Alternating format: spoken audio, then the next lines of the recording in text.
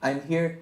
I just want you all to join my company, and yeah, the whole stand-up comedy was just a clickbait. I have nothing. I have nothing about that. It was just wanted you to be part of this venture. You just have to get 3 more people, each of you, and then those get 3 more. No, it's not. I'm not here to promote a Ponzi scheme. Anyway, I just want to go straight to a question I've been thinking for a while now. And it's, why am I here today in this event? And like, I sent an email and I didn't expect a response, and they responded and they said, great, you're going to come and talk. So I said, now I need to have a speech. So let's go straight to it. Why am I here today? And so I kept thinking, why did I come here? Why decide to be here? And we're not getting paid for this. And I'm actually losing money to be here. And keep thinking, like, why is it so compelling that I wanted to come? And it's about performance. Like, it's about sharing and laughing with people and being understood. And so I'm a stand-up comedian. Actually, I'm an electrical engineering and math major. That is my daytime activity. And I'm really passionate about that. And I've been thinking, and it's been a natural progression of everything that I've done in my life to do it. But there's something about stand-up comedy. And I like to refer to myself as a stand-up comedian who goes on stage, because I feel like everyone is a little bit of a stand-up comedian. And we all want to make people laugh. We all want to share stories. We all feel great when other people laugh. And for example, have you ever had someone in your work or school you just don't like? Like, they've done nothing to you. They've done nothing. They're great people. You just don't like them. Like, their laughter makes you sad. Like, Jeff, just shut up. But then they're nice. And then they come, but they're so nice. So you hate them even more because now they're making you a worse person by being nice to you, and you don't like them. See, it's this kind of thing why I like stand-up comedy.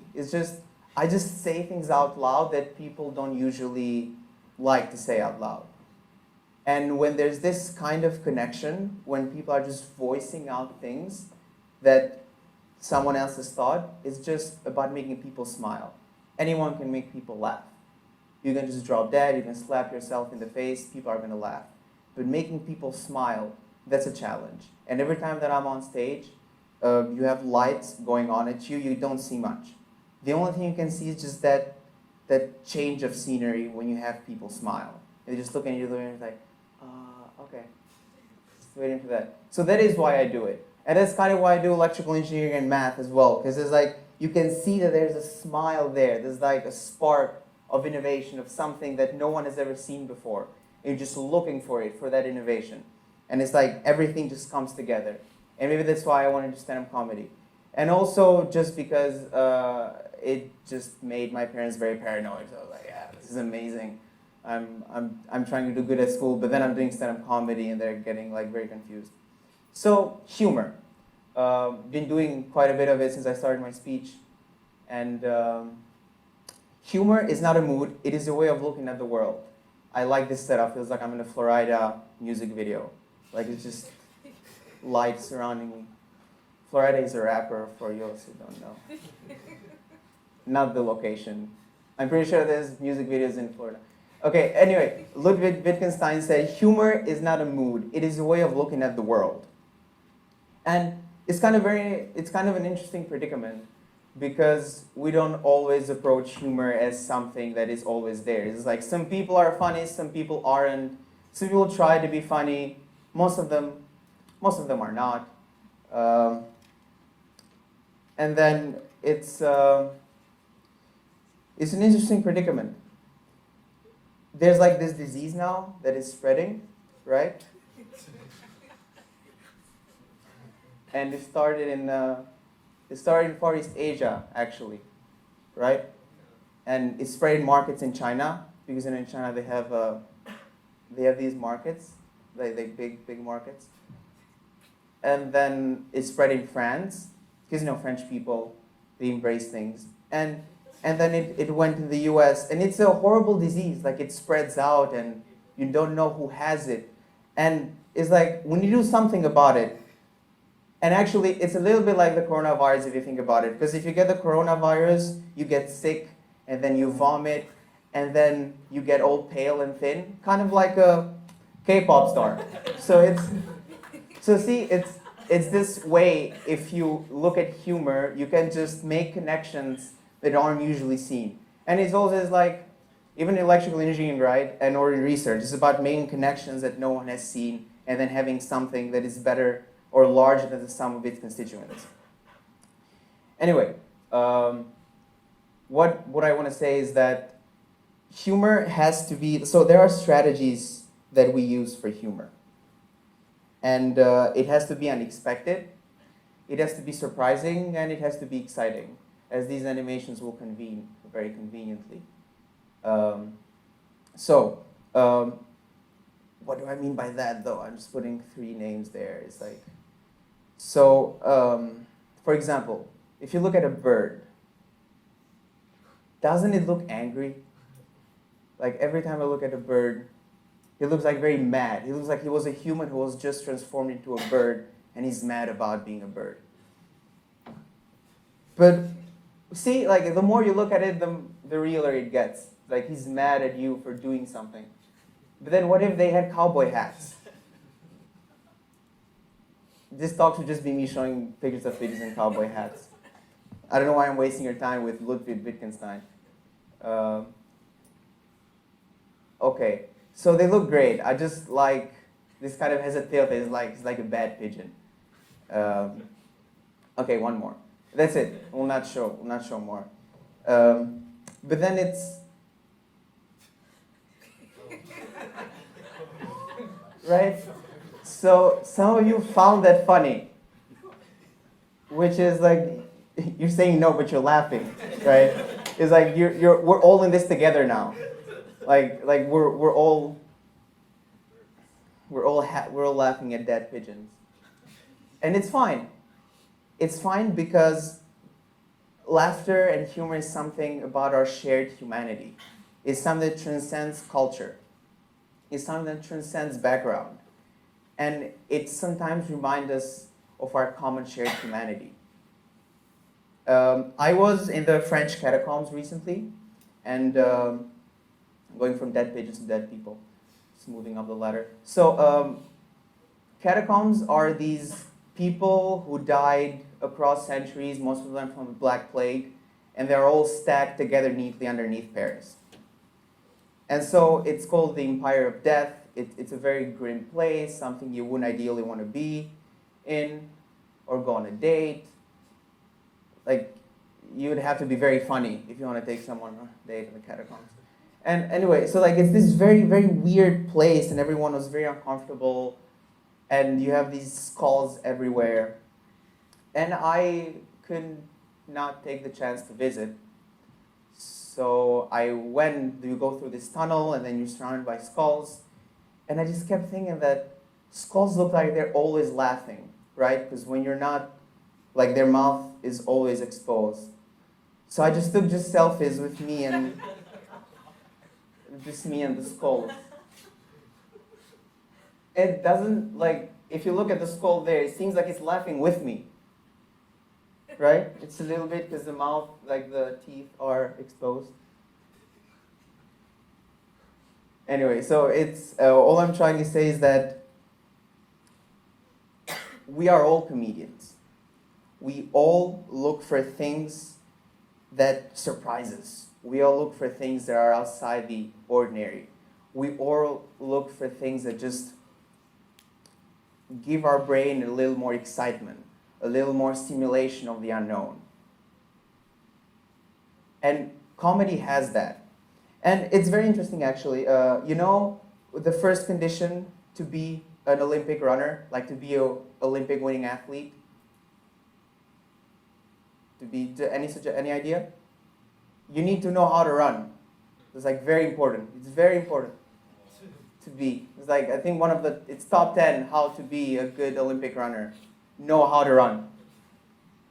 And show up on time for the race.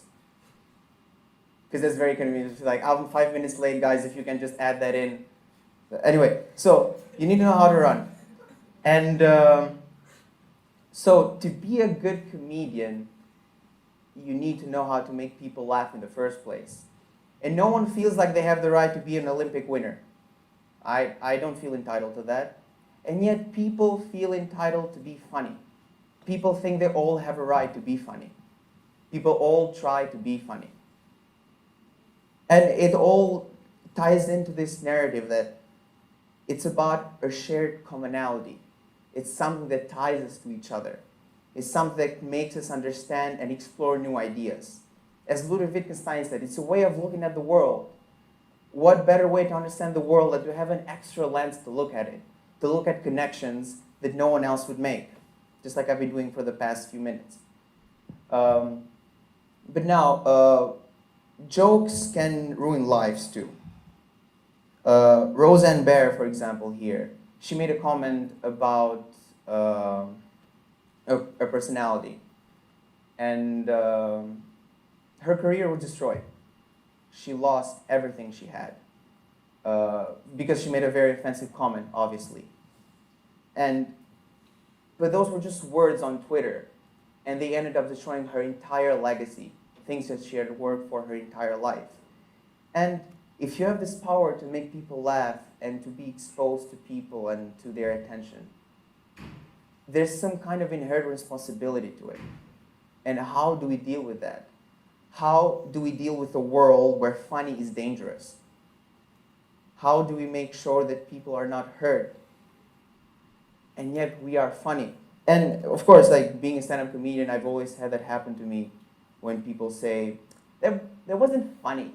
It's like, it was okay, but it didn't make me laugh.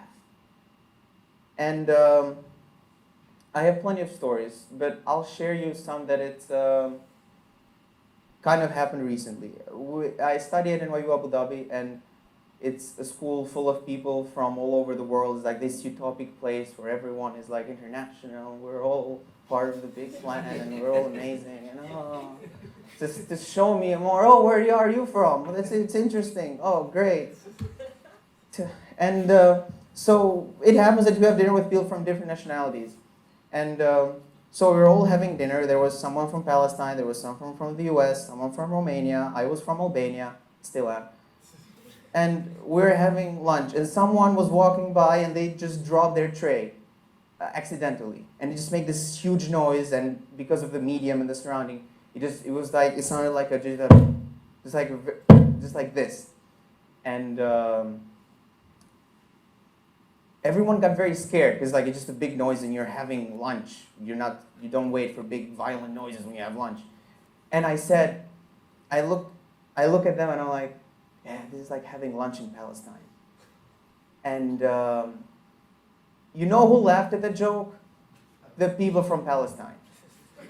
The ones who are supposed to be very insulted. And they were not. And it's because we are in no position to get hurt for other people.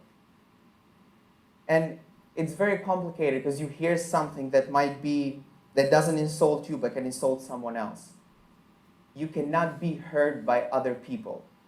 You cannot imagine if your wife is giving birth and then you're like, I feel your pain, I totally understand what you're going through. You don't understand how people deal with pain. You don't understand their problems. So you cannot be hurt for other people.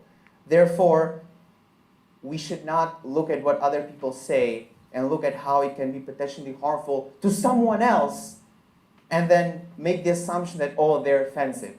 If it offends you, then it is your responsibility to deal with it and to voice it out.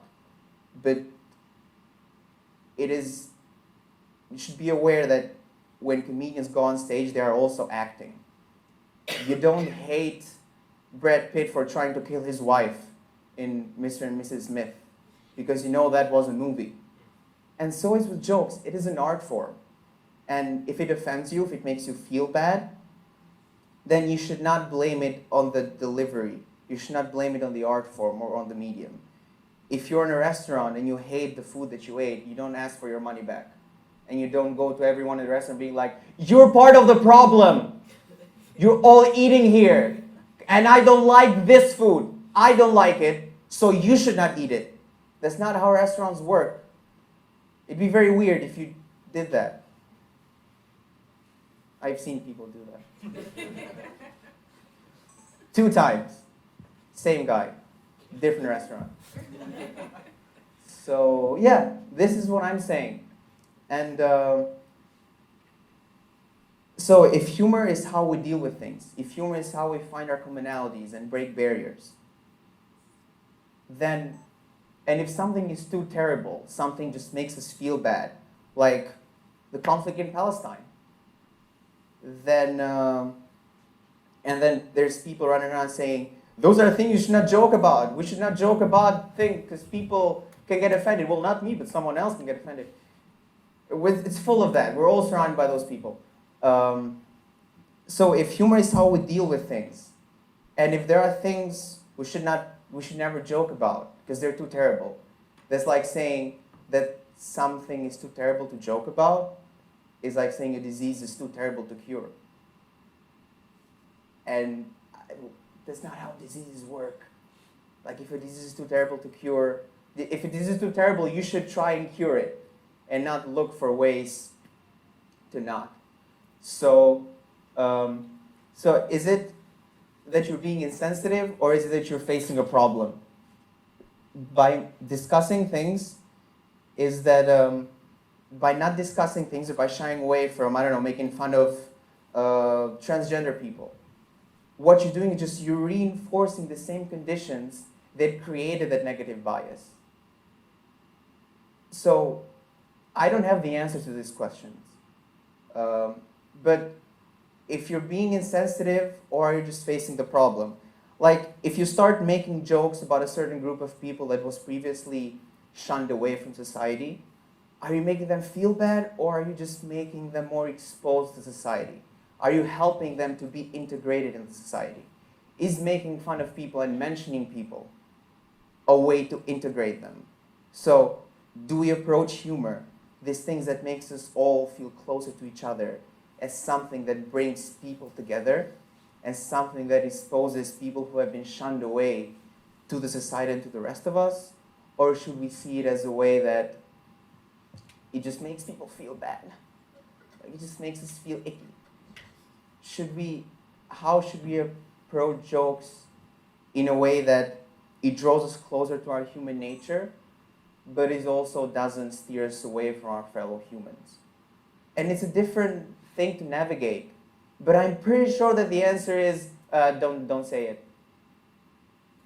Complex questions do not necessarily have simple answers. That's what Bo Burnham says, like, don't look for life answers from Katy Perry lyrics. So if Katy Perry wrote something about it, then it's probably not the right answer. So if there's something that I want you to walk out of this talk with, is that we are more than our words. We are more than our experiences. We are more than our orientations. And humor should not be acknowledging our differences. It should be more about accepting our commonalities. And if people laugh, it's because they feel good.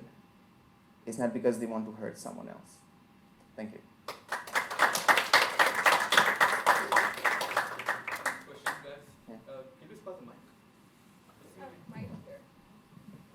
Thank you so much for that. I actually kind of want to challenge you. So, because you claim that, because you said don't get offended because of someone else, right? Yeah, like in... You can get hurt for someone else. Yeah, exactly. Like when it comes to like a political joke, for instance. Yeah. Then as a stand-up comedian, what gives them also the rights to joke about something that is not about you? So for instance, like what you said about, like, I don't want to get all that political, but like if you do like... The Rosenberg was just an example of what happened, right? I'm not I said it was a horrible thing she said, Uh-huh. and her life got No, destroyed. not that Yeah. one. Not Okay, that yeah, one. I'm not, of course. No, like, I'm yeah. not talking about that one. Yeah. But like for instance, like when you talked about your joke about like Palestine, right? Yeah. Right, and then I think of course, like there may be people who find it very funny, and which happen to be like Palestinians that were Yeah. over there, right? It was only the Palestinians. Yes, but also there actually might be people who are offended by it who are also Palestinian, and also maybe like on top of that, like when it comes to not this issue, like whatever it Yeah. is, I think because since people who are not really part of the joke Mhm. that is being attacked, maybe like because we shouldn't be offended by it, right? Mhm. Which is what you said. No, it's not a point of whether you should be offended or not, because like that's Uh-huh. your personal. The way you deal with your feelings is your personal liberty. I Uh-huh. have no right to tell you how you should feel. That's the Uh-huh. point. I don't tell you how you should feel, and you shouldn't tell me how I should feel about what I say and also what I shouldn't say. But I think that's like not the point that I'm trying to make. I think Yeah, the sure, point, yeah, sorry, the go. point that I'm trying to make is, it's true that like I shouldn't tell you, oh, you shouldn't say that. Yeah. But at the same time, it's kind of like, okay, then like what gives you also the rights to kind of make these jokes? X and Y, okay. Sure, let's abandon all context so that we just have this theoretical overarching thing. So let X be a star, and let Y be this crescent and X and Y want to share the same plane. Finally, someone is like, but then there's like the X's, they have the U's, but yeah. So. A, B, C. Yeah, okay, I just want to do justice to your question, sorry. The idea is that if humor is about thinking and looking at the world, and then you're just not doing it so that people don't get hurt, you're not thinking. You don't stop thinking just because it can... Let me clarify the That's question. feelings. Maybe this Yeah. will be easier. So, is there no limit to what you can joke about? Is there no line? Because you're saying that you can do it basically, yeah. So like, can you put no limit to what you can joke about? Can you joke about anything? Or where do you draw a line? Yeah. Yeah. Well, for example, that's what I was saying. Context really matters. Like it matters a lot. If you're in a comedy club where people are there to listen to you and people are there to have fun, and you're in this surrounding, and there's people who do warm-ups, there's people who make disclaimers before you, then you're walking in there with the perception that there is no line. If you are in a social setting with people who have had traumas, then hurting those people is the line because of the social conventions that we've agreed upon as a society. So yeah, there is a line there. There are of course lines that we abide because they just make communication more efficient. But if you're like in a setting where people have walked in to hear you play around with thoughts and ideas, then there's kind of a different limit. And if there's also no limit to what you joke, but there's also no reason why to not apologize. If someone gets hurt and you apologize, then it's like a broken bone which is stronger now. Like you're establishing a dialogue. And it's much better to establish that, to not be afraid to say some things, than to be afraid to say those things and just have that paranoia just diffuse more and more and more because you want to be safe and you're in your safe zone. Yeah. So yeah, that's basically it. You shouldn't have this black dots of paranoia so that they just keep more and more encompassing the art form you're just performing. And it's not just a problem with comedy, like many art forms can get offensive. But and it's very difficult to navigate that, and I'm not here to give answers. I'm just here to point out an issue and to be as clear as possible that we shouldn't let that fear to eclipse a powerful art form that brings us together. Like that's my overarching point. Yes, there are limits. Yes, I hate hurting people. I hate causing people pain. But I also don't like other people's art forms and artistic expression being shunned away and being closed by someone who thinks another person across the world can potentially feel discomforted by it. That's the... Okay, one last question. Any last question? What do you think is an acceptable price to pay for comedy? So, I mean, you're saying we have one person gets offended, this one person might not be what I'm trying to do. Yeah, it might not be what you're trying to do. But if from what you said, you do comedy to try and spread joy and cheer, make people smile. Yeah. Then if you make 100 people smile, does that mean that it's okay to make 25 people sad? Or when does it stop? I mean, like, I know for sure you can't please everyone, but what's an acceptable number that you'd be comfortable with? Say you have 100 people, is it okay to have 30 people cry if you can make the rest 70 laugh? I don't think that's a matter of ratios, like being like, oh, did you laugh or not? And the person I laugh, okay, great, we're good. We have that one person to tip over the result. It's not a matter of ratios, more than it's a matter of you can, like, there's no way to measure it, kind of like. Yeah, but I mean, so it's okay to walk over some people so you can make some other people laugh. Is it okay to go down and put someone down and destroy them emotionally if you make 1,000 other people laugh? Like where does that go into this healthy version of comedy that you were talking about? What is a joke that makes everyone laugh but destroys someone emotionally? Well, I mean, like if you, right now you're saying you're joking about a certain group of people, and you're saying, oh, maybe for them, like most of them, it's fine, but maybe there's one person that has a very emotional attachment to this issue, and then you just and then you're just not really caring about it because you're not trying to hurt them specifically, but you know that you might cause this pain, but then you're making all these other people laugh. Mm-hmm. So do you think that accounts for that? That's worth it, or do you think that should cause people to try and moderate themselves a little bit more? Well, you can make the point, is it worth to not make the joke at all? Like, just because that one person got hurt, would that be able to... That's a very interesting question. The thing is that jokes usually are made, like, they're tested in different audiences until it becomes an act. Like, what you see is hours of testing, hours of being at the club, hours of writing and rewriting things. And usually sometimes you see an incomplete joke. Like, if you see someone making a painting and they have not finished yet, and you're like, oh, that's so bad, but they haven't finished it. So sometimes it's someone trying to work things out, and if working things out, there's like a phase where the joke is very offensive, then that's part of the process. You cannot, I wouldn't say to interrupt the artistic process, but if in the end it's something that really destroys someone's life, then of course not. Yeah, then I would draw a line at that. If it makes someone, this is a very theoretical thing, without proper example. This is a problem because people generalize things. Like, that is the exact problem. People generalize. Like, people who tell us not to stereotype are the ones who generalize the most about stand-up comedy.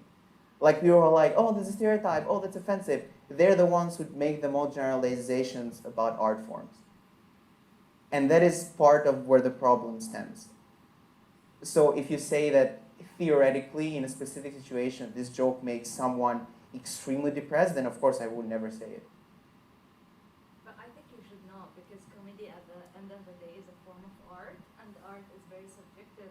Some people react to a painting with all of joy, but if I had a trauma with that place and the painting, it would make me feel like emotionally sad. So I can't really control. But it would make you kill yourself. Yeah, but a lot of novels make people kill themselves. You cannot really control how people really react towards something. True. If it was a form of art, you are responsible about your own creating the art, but you're not responsible about the way people react to your art. That's, I think, that how is it great. works. But like, what I got from the question was that it's like, right? But you would know never it's be gonna- able to tell how, Yeah, I don't that's know, a why- million people would Yeah, react it's to a your outfit. hypothetical situation that we agreed upon to explore. Yeah, I think totally that- agree with you. Like that was what I. Yeah, I mean, a majority of the most famous like comedian in the world, they make racist jokes, sexist joke, and all of that. But at the end of the day, it's how people, I think, put it in a certain context. For example, the lady who lost her career, she was not a stand-up comedian. She was like, Roseanne Barr? yeah. Yeah, she was. She is? She is a stand-up Okay, I comedian don't know and a that. writer, and yeah. Okay, but maybe people didn't expect that for her because that was not the right medium. But Yeah, like yeah. the setup, maybe people would say worse than these jokes, but then the reaction would be totally different. So Yeah, yeah. Like, what's an art form? What's an opinion? Is Twitter art form? Like, these are questions that I don't have the answers of. And my act isn't that offensive in general. Like, it's not like I say offensive things on stage. I've never struggled with that. But I've been surrounded by people who do, so I felt like there was something there to share. I totally agree with what you said. Alright, I think that's the end of